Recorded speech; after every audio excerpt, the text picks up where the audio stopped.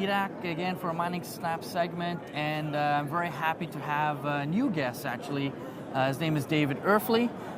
David, you're a retail investor in the space, and I'm very excited to have you on because you kind of provide a different perspective. You know, you represent a lot of the investors that are here walking around. The blue-collar perspective. The blue-collar perspective that are walking in between the booths and looking at companies and seeing what they want to invest in, and they're really a true gauge of the investment sector. The money that you handle, all the risk is on you. So it's very interesting to have you on the segment to get your background. So just a brief introduction and how you go into the sector, why the mining sector, and we'll go from there. Well, thanks for having me. You're welcome. And the mining sector, I kind of became mesmerized about 2003. I had a really boring job that paid me a decent amount of money. I called it my velvet coffin job. Okay, got it. Basically, you know, you got this nice, comfortable job, but there's no room for improvement. There's no room for growth, and I had a lot of time on my hands, so I started to look into investing, and then I started to see.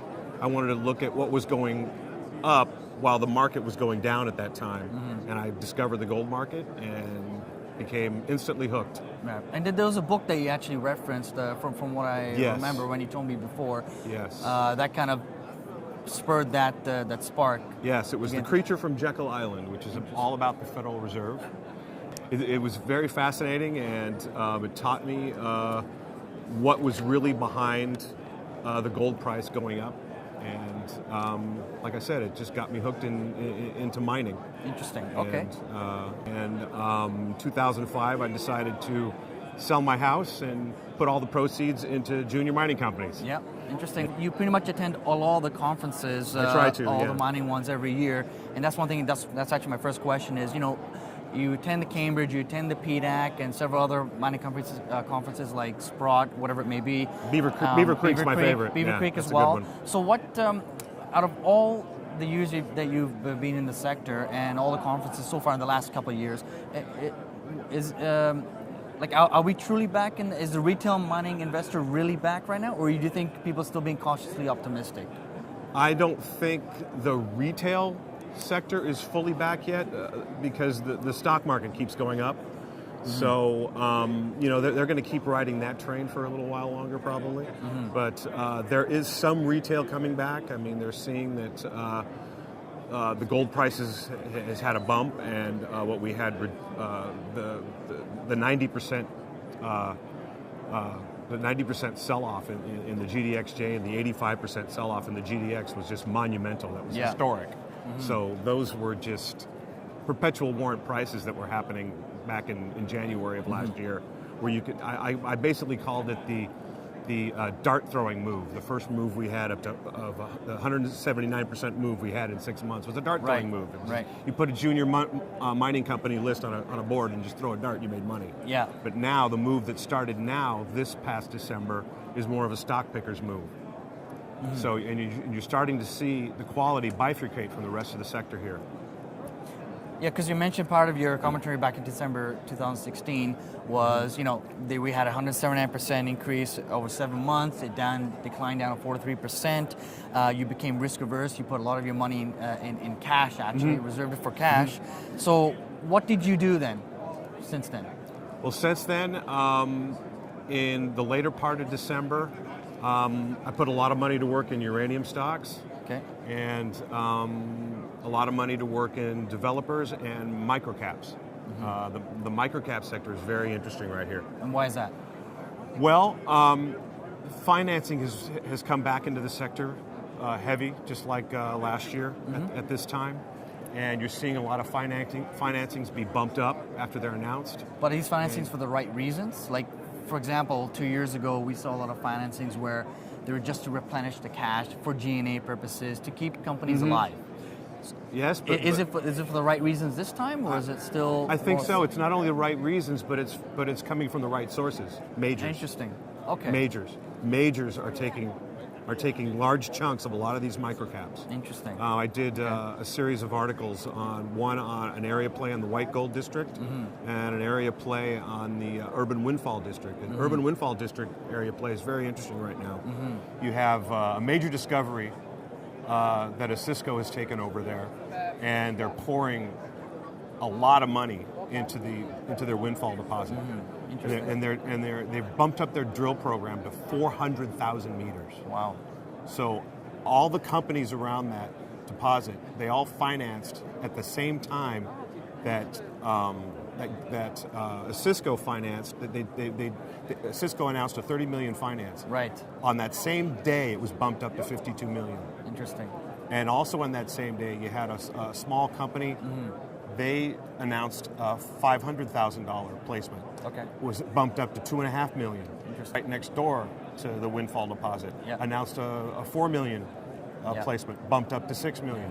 There's renewed interest in companies that need financing, but they're doing it for the right reasons to advance exploration and get things, right. get, and get majors things done and properly. majors are taking chunks because majors know that they need to replace their ounces, and they're not going to do it themselves. They have to get it. They have to do it in the market. Interesting. So they're strategically placing their bets now to make their takeovers, to figure out what they're going to take over later. Interesting. So going forward, then, what are some specific factors that you look for in the mining sector that either are positive or negative? For example, your outlook on the U.S. dollar or the European environment with elections. What other certain items do you look at for gauging your investments in the mining sector going forward? Well, as far as fundamental reasons, I look at particular companies. First of all, the management team has to be very seasoned. They have to have a track record where they've already done this before, where they've taken a deposit or a small company and got it bought and had it bought out by a major. They have to have a large strategic land package, right? And it has to be in a government-friendly jurisdiction, right? Also, and the share structure is very important as well. A lot of these companies that they get their share structures blown out too early, and before they've even got a resource estimate out, they've already got 200 million shares. So wow, it's there's a lot of different things you need to look at before you place your money in any one of these very risky companies. What's your outlook going forward now? I guess to finish off, what is your outlook for the rest of the year? Well, I'm very positive on the sector for the rest of the year. The gold price, as long as we have a gold price of a solid $1,200 floor, I think you could make a lot. You could do really well with a lot of these companies with really good large economic deposits that are economic at 1,200 gold. Okay. So 1,200 is kind of a magic number, I think. And I don't think that number is going to break on a monthly chart. It might break weekly, it might break daily, but I don't think it's going to break monthly. Okay. Because what you got going on with the European situation and what you got going on with the Trump administration. Well, the French election is coming up here, and it looks like Marine Le Pen, who is basically the Donald Trump candidate of France, it looks like she's going to win. I mean, the front-running candidate, Fillon, has got a scandal against him now, where he paid his wife and kids a bunch of the people's money to basically do nothing, and he's still continuing, even though his top aide has quit.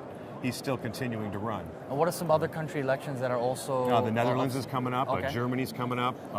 And all these populist candidates who are not career politicians are gaining in the polls because people are fed up with politicians.